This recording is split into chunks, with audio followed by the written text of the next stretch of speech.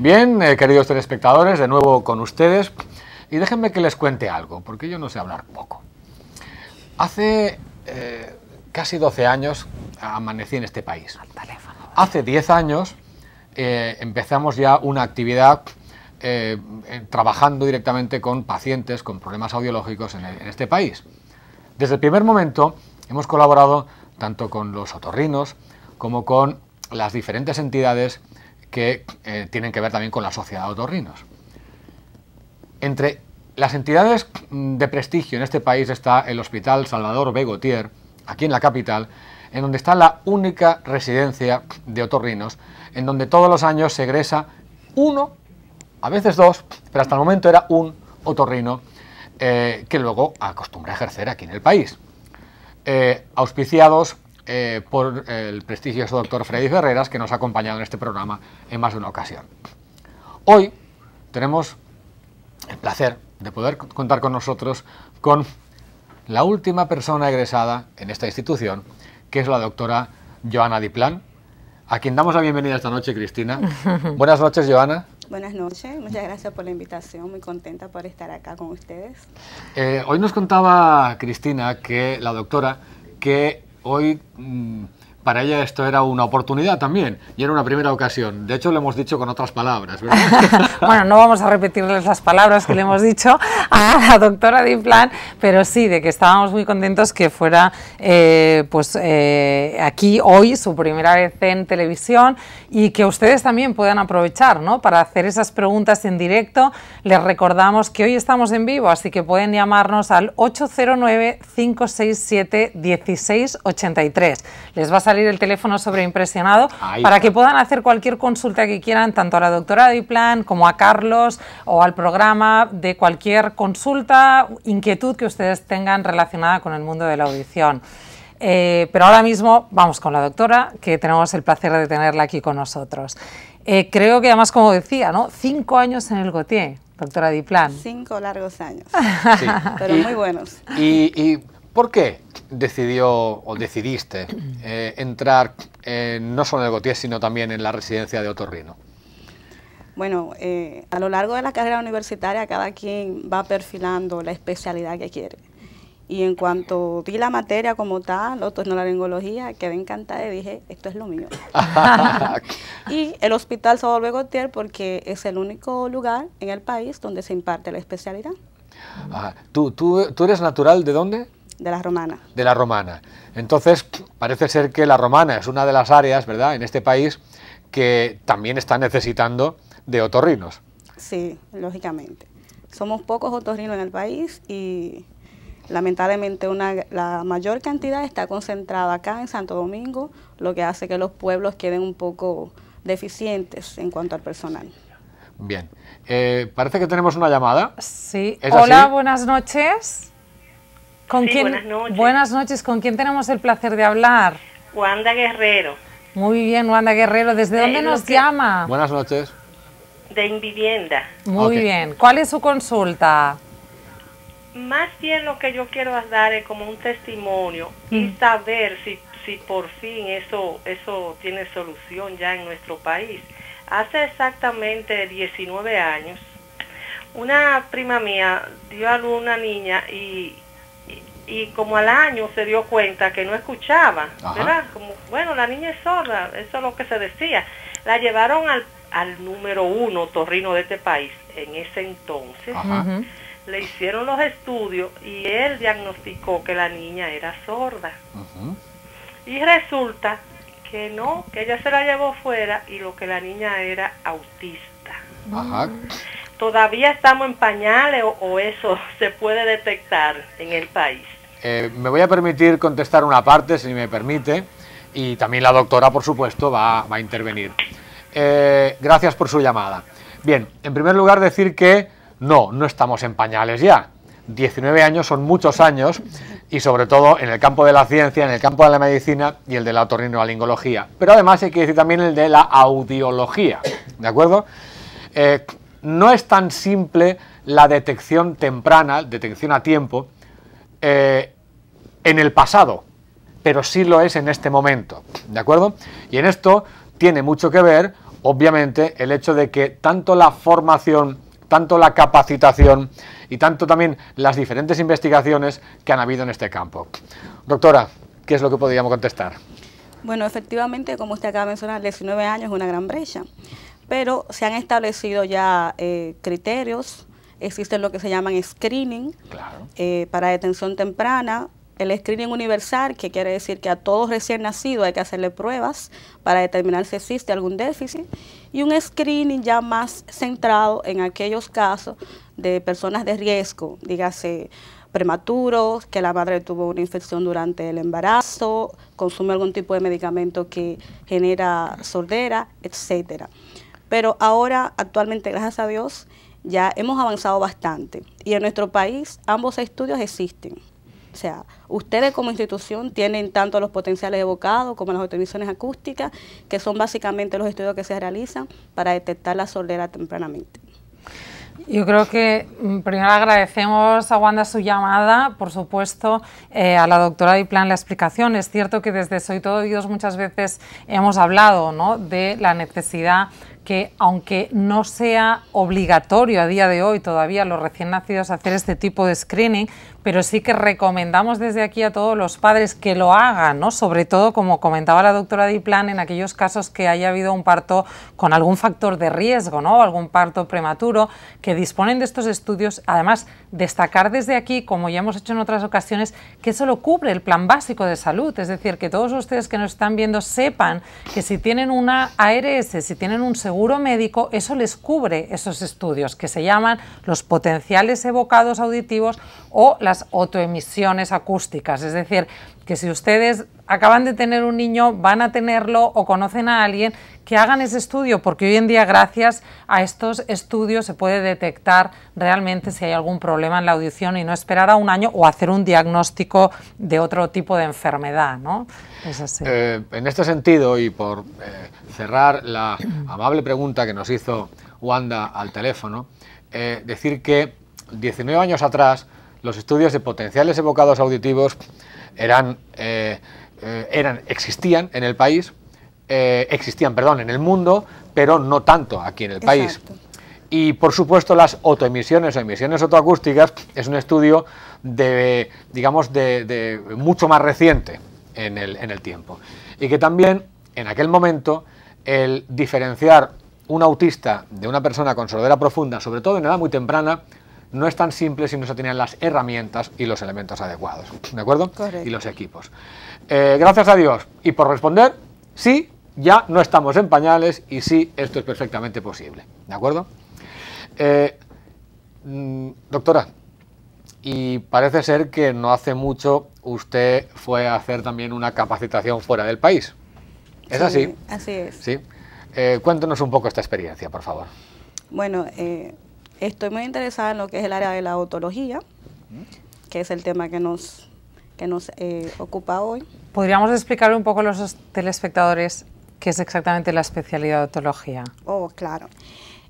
Otorrinolaringología en sí es lo que abarca oído, nariz y garganta, pero hay subespecialidades dentro de la otorrino. Una de ellas es la otología, que es la subespecialidad que se encarga específicamente del área de los oídos, de todas las patologías que abarcan el oído. Vamos a ser más explícitos todavía para que todos nuestros telespectadores lo tengan claro. Otorrinolaring, queda claro que es oído, garganta y nariz. Cuando hablamos de oído, dentro del oído, a su vez hay muchas más parcelas, ¿verdad? Sí. ¿Y cuáles son las patologías más frecuentes que se encuentra, doctora, aquí en este país? Bueno, dentro de la otología, por ejemplo. Dentro de la otología son muy frecuentes las infecciones del oído externo y las infecciones del oído medio. Ajá. De ella las otitis, específicamente del oído medio, otitis media. Ajá. Tenemos muchos casos de otitis media crónica, Ajá. más de lo que cabría esperar. ¿Y qué es lo que lo causa esto? ¿Por qué? ¿Por qué tenemos tantas aquí en el país? Esto se debe básicamente a que en la edad temprana niños tienen episodios de otitis media aguda que no son tratadas correctamente. Entonces, esta enfermedad se perpetúa en el tiempo y pasa a ser ya una otitis media crónica. Que para que la gente que nos ve a veces entienda, la otitis es una infección. Una infección, ¿no?, del oído medio. Una infección del oído. Sí, el niño empieza con dolor, supuración, y cuando deja de producir, pues los padres asumen que simplemente el problema pasó. Pero a veces no es así, sino que se perpetúa. Entonces tenemos un gran caso de otitis media crónica, personas con perforación que tienen sordera secundario a infecciones del oído medio. Pues vamos a ver si la llamada que creo que tenemos en espera es relacionada a esto. Hola, muy buenas noches desde Soy Todo Oídos. Buenas noches. Sí, buenas noches. ¿Tenemos a alguien en la línea? Hola, buenas noches. Oímos un ruido. Hola, buenas noches. ¿Con quién hablamos?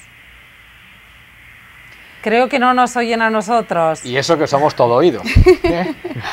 Bueno, seguiremos a la espera a ver si conectamos con esta llamada. Tenemos a alguien del otro lado de la línea, pero no conseguimos oírle. A ver si hay más suerte mientras seguimos. Vuelve a intentarlo. De todas formas, hemos empezado una conversación diciendo porque usted había salido al extranjero a hacer una especialidad en otología. ¿Significa que aquí no existe esa especialidad en el país? O sea, en programas de formación en otología aquí en el país no tenemos, lamentablemente. Tenemos la residencia de otorrinolaringología, pero de subespecialidades no tenemos. Lo que hace que los profesionales tengan que ir fuera del país para concretizar esta parte. Parece que hemos recuperado la llamada. ¿Sí? Básicamente, porque estoy haciendo estudios de ergonomía. Y tocamos el tema de los efectos que hacen los ruidos de las zonas de trabajo, el daño que hace esos decibeles al oído humano. Y recuerdo que al principio de su programa usted comentó un artefacto que usa el ejército o los Marines de los Estados Unidos, que le ayuda a controlar los decibeles de las armas de fuego, del sonido que produce. Básicamente me gustaría saber si puede referir nuevamente a la industria que hace esos protectores de oído y dónde se puede conseguir y cuál es el nombre para presentarlo en el diplomado que estoy haciendo. Gracias, escucho por la televisión y felicidades por su programa. Muchísimas gracias. Nos hemos quedado sin oír su nombre porque hemos centrado la conversación a medias, pero le agradecemos muchísimo que nos haya contactado. Ciertamente estuvimos hablando en uno de los programas de cómo proteger el oído y en este caso al que usted se refiere nosotros estábamos hablando concretamente de una marca que se llama Sonic Defenders, que son los tapones que usa la Armada Americana, ciertamente, que son unos tapones antirruido que lo que hacen es proteger para sonidos por encima de 90 decibeles. Quiere decir que usted puede seguir oyendo, porque ese es el riesgo a veces de usar tapones antirruido, que si usamos tapones que lo que hacen es que no permiten la entrada de ningún tipo de ruido, a veces eso puede ser un riesgo. Si estamos en una zona laboral, si hay alguna alarma, alguna alerta por algo, entonces no podemos estar oyendo a un compañero ni ningún tipo de ruido. Este tipo de tapones lo que permiten es entrar los ruidos, pero hasta 90 decibeles lo que hace es proteger de los sonidos demasiado fuertes para que no nos puedan dañar. Nosotros en la audiología los tenemos, pueden contactar con nosotros y si no, si ustedes prefieren, pues también los pueden buscar a través de la red, se llaman Sonic Defenders. Si tenemos el teléfono de la llamada, pues podemos contactar con ustedes, ¿de acuerdo? Sí, y abundando un poco en lo que en la pregunta del caballero, en efecto, los efectos del ruido en las industrias. En verdad los efectos del ruido son siempre nocivos, pero en las industrias hemos podido constatar en esta semana, en los diferentes operativos que llevamos a cabo en industrias en donde el ruido es constante y alto, que la protección no siempre es la adecuada. Hay diferentes tipos de protector, hay algunos protectores que son muy suaves y muy livianos que uno utiliza en los aviones o uno utiliza a veces para dormir. Estos en la industria, déjenme decirle, no sirven, sobre todo en exposiciones prolongadas. Hay otros en la industria que son como de goma, que son los preferidos de algunos de los trabajadores, pero tampoco son los más adecuados, porque acaban afectando en el cartílago. Y al final el cartílago acaba cediendo, acaba incluso teniendo una cierta duricie, con lo cual tampoco acaba siendo la mejor protección. de los que estábamos hablando hace un momento, los Sonic Defender, llevan un filtro especial que a los 92 decibelios hace una presión negativa y expulsa el sonido hacia afuera, de modo que acaba convirtiéndose en una de las mejores protecciones. Pero, atención, todo depende siempre de que un técnico vaya a la industria, mida el ruido, mida el tiempo y sobre todo el tipo exacto de sonido nocivo que hay. Porque en la industria, igual que en la vida, uno quiere a veces poder hablar o poderse comentar y por tanto suprimir totalmente el sonido acaba siendo peor. Creo que tenemos otra llamada. Sí. Sí, adelante por favor, buenas noches. Buenas noches, ¿con quién hablamos? Sí, buenas. Muy buenas noches, ¿con quién tenemos el placer de hablar? Mire, yo quiero hacerle una sugerencia. Yo soy Apolonia Morillo de La Romana. Perfecto, Apolonia, muchas gracias. Yo fui con una niña sí. al Seguro Social con un pedazo de Playboy en un oído. La niña no tenía seguro. Wow. Y yo tuve que volver a La Romana a buscar el dinero para que me atendieran la niña, si eso es algo que puede ser posible. Pues estamos hablando de algo que si ha sido posible, pero no debería ser, ¿verdad? Claro. No debería ser. No debería ser. Nosotros, claro, lo podemos un poco desde el programa de Soy Todo Oídos, a veces es eso, ¿no? Ser oídos de todas sus quejas y de todas las situaciones que no deberían ocurrir, para que desde aquí quien tenga que tomar medidas las pueda tomar o como mínimo podamos denunciar desde aquí situaciones que no deberían ocurrir. Ciertamente la prioridad debe ser el atender a una persona que tenga una necesidad, ¿no? Y sobre todo si estamos hablando de una urgencia o de un niño, ¿no? Entonces, como mínimo desde aquí que sirva de repercusión para que este caso como mínimo se sepa y que quien tenga que oír esta queja la tome en consideración para que trabajemos todos para que estos casos no vuelvan a ocurrir, ¿no? Yo soy testigo de que en el Hospital Salvador Begotier hay no decenas, centenares de pacientes todos los días. Doy fe de cómo se fajan día por día, pero yo creo que qué mejor que la doctora Diplan, que ha estado 5 años y que todavía sigue colaborando con ellos, que nos cuente un poco su experiencia a lo largo de estos años. Bueno, la experiencia en el hospital, como el caso de la señora, es que lamentablemente llegan muchos pacientes que no son asegurados y que tampoco tienen los recursos para cubrir. El hospital no es completamente público, sino que pertenece al IDSS, o sea, es un IDSS. Siempre se busca la manera de, a través de la dirección del hospital, rebajar los costos, e incluso hemos trabajado pacientes que no tienen ningún tipo de seguro por las condiciones. Es lamentable lo que pasó con la señora, pero créame que en la medida de lo posible nosotros estamos para el servicio y lo hemos hecho así. Bueno, ya lo saben, ¿no? Que al menos saben que en el Hospital Salvador Gotí hacen todo lo posible. Vamos a hacer una pequeña pausa y seguimos con todos ustedes. Si nos quieren llamar, llámennos y volvemos ahora mismo.